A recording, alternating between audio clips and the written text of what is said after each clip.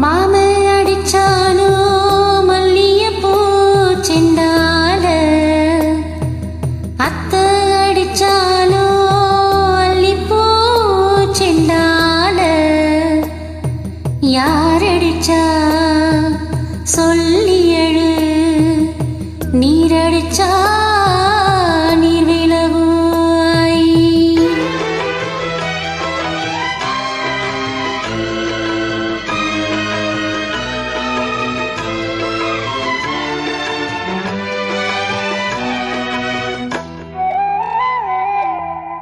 காத்து மெல்ல தொட்டாலுமே கருத்தேதான் போகும்னு வெட்டி வச்ச ரோசா பூவே போடுவேன வெயிலில.